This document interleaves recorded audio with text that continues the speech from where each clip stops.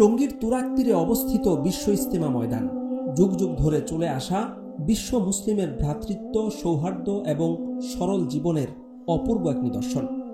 একরামুল মুসলিমিন তথা মুসলিম ভাইকে সম্মান করা যার 6 উসুলের অন্যতম। কিন্তু 2018 সালের 1 ডিসেম্বর বিশ্ব ইজতেমা ময়দানে ঘটে যায় কলঙ্কিত এক ইতিহাস।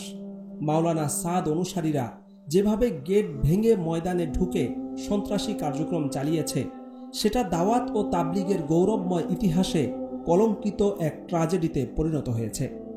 আজকে আমরা তাবলিগের সেই দুঃখজনক ঘটনার প্রেক্ষাপট, বিবরণ এবং ফলাফল তুলে ধরব। মাওলানা সাদ কান্দলবির বিভিন্ন বয়ানের মধ্যে ভয়াবহ বিচ্যুতি এবং একক আমির হওয়ার দাবিকে কেন্দ্র করে মূলধারার তাবলিগ থেকে বিচ্ছিন্ন হয়ে যান তার অনুসারীরা। এরপর ইজতিমা সহ তাবলিগের অন্যান্য কার্যক্রম পৃথকভাবে চলতে থাকে। প্রতি বছরের মতো 2018 সালেও সরকার এবং মুরব্বীগণের পরামর্শ অনুযায়ী বিশ্ব ইজতিমার আগে ডিসেম্বরের 7 তারিখ থেকে টঙ্গী ময়দানে 5 দিনের জোড়ের তারিখ নির্ধারিত হয়। কাজেই ইজতিমা এবং জোড়ের জন্য মাসখানেক আগ থেকেই টঙ্গী ময়দানকে প্রস্তুত করার কাজ শুরু হয়।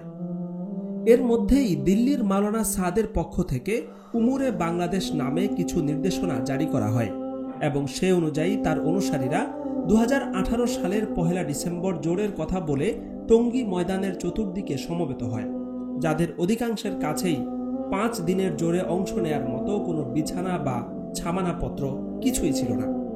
সে সময় অনাকাঙ্ক্ষিত পরিস্থিতি এড়াতে প্রতিটি প্রবেশমুখের সামনে নিয়মতান্ত্রিক পাহারাদারি করতে থাকেন তাবলিগের মূলধারার সাথী এবং মাদ্রাসা শিক্ষার্থীদের সমন্বিত কাফেলা। মুখোমুখি কোনো উত্তপ্ত বাক্য বিনিময় এড়াতে তারা গেটের দিকে পিঠ দিয়ে দাঁড়িয়ে থাকেন। একই সাথে তালিমের আমল চলতে থাকে। এর মধ্যেই বাটা গেট সংলগ্ন প্রবেশমুখে মারমুখী আচরণ শুরু করেন মাওলানা সাদ অনুসারীরা। বাইরে থেকে বৃষ্টির মতো ইট পাটকেল নিক্ষেপের পাশাপাশি এক পর্যায়ে লাঠি দিয়ে পিটিয়ে গেট ভেঙে তারা ভিতরে প্রবেশ করেন। হামলার সময় পক্ষ বিপক্ষ চিনতে সুবিধার জন্য তারা হাতে সবুজ ব্যাজ লাগিয়ে এসেছিলেন। আক্রমণে যারা নেতৃত্ব দিচ্ছিলেন তাদের হাতে ছিল সবুজ পতাকা, অর্থাৎ রক্তাক্ত হামলার সব রকম প্রস্তুতি তারা সেদিন নিয়ে এসেছিলেন। এ সময় পুরো মাঠব্যাপী তাদের তাণ্ডবে আহত হয়েছেন তাবলিগের অজস্র সাথী এবং মাদ্রাসা শিক্ষার্থী। সেদিন মাদ্রাসা শিক্ষার্থী এবং তাবলিগের মূলধারার সাথীরা একরামুল মুসলিমিনের উসুল মোতাবেক ধৈর্য এবং সংযমের পরিচয় যদি না দিতেন, তাহলে মাওলানা সাদ অনুসারীদের হতাহতের সংখ্যা কল্পনাকেও ছাড়িয়ে যেত।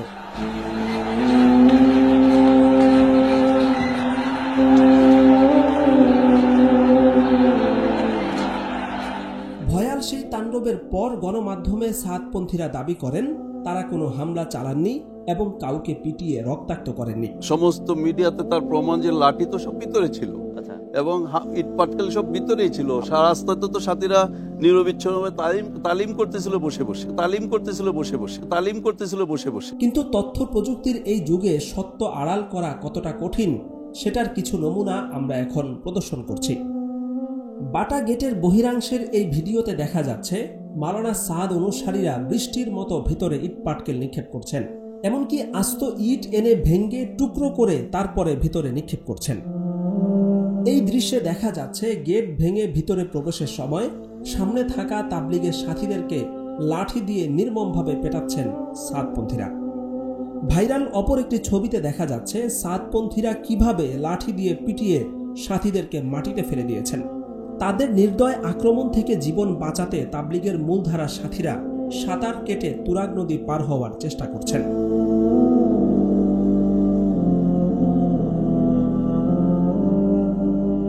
পরবর্তীতে হাসপাতালে ভর্তি হওয়া অজস্র সাথী ভাইয়ের বক্তব্য থেকে আমরা জানতে পেরেছি সেদিন কিভাবে সাদপন্থীরা তাদেরকে পিটিয়ে রক্তাক্ত করেছে।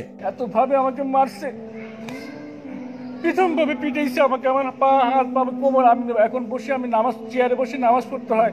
আমার কাপড়, শরীরের কাপড়, শুধু পায়জামাটাও খুলে ফেলতো, ল্যাংটা করতো। তো আমি অনেক তাদের হাতে পায়ে ধরছি।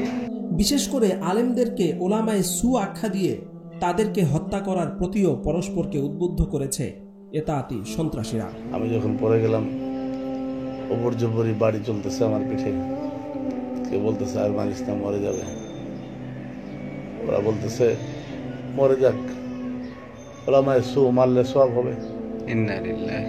মাওলানা সাদ অনুসারীদের আরেকটি প্রোপাগান্ডা হচ্ছে তাবলিগের মূলধারার সাথীরা নাকি মাদ্রাসার ছোট ছোট শিশুদেরকে এনে মাঠ দখলের চেষ্টা করেছেন। এটি মূলত সহজ এবং সুপরিচিত একটি দৃশ্যকে ভিন্নভাবে উপস্থাপনের অপচেষ্টা। আমরা আগেই উল্লেখ করেছি ইস্তেমা এবং জোরের জন্য মাঠ প্রস্তুতের লক্ষ্যে যুগ যুগ ধরেই তাবলিগের সাধারণ সাথীদের পাশাপাশি মাদ্রাসার ছাত্ররা কাঁধে কাঁধ মিলিয়ে মাঠ তৈরির কাজ করে থাকেন। এতে ছোট বড় বিভিন্ন স্তরের শিক্ষার্থীরা তাদের শিক্ষকদের সাথে ময়দানে এসে তাদের বয়সের সাথে উপযুক্ত কাজগুলোই করে থাকেন। 2018 সালের ডিসেম্বরেও এভাবে কাজ করতে মাঠে এসেছিলেন মাদ্রাসা শিক্ষার্থীরা, আর সেই সময়ই সাদপন্থীরা তাদের উপর ঝাঁপিয়ে পড়ে। এছাড়া তাদের তাণ্ডবে আহত হয়েছে এমন বেশ কিছু ছোট ছোট ছাত্র যারা ময়দানেই অবস্থিত তাবলিগি মাদ্রাসায় পড়াশোনা করেন।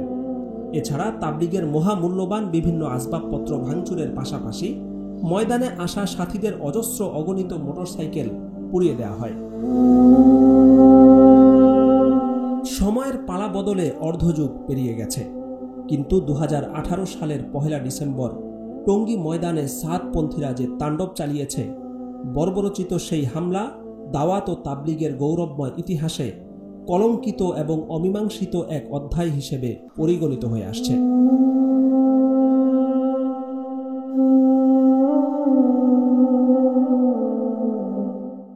नाम नहीं था कोई भी जमात का इलियास की, ना कोई जाती फायदा, बस नीयत थी इखलास की। इखलास की बरकत से दुनिया पे छा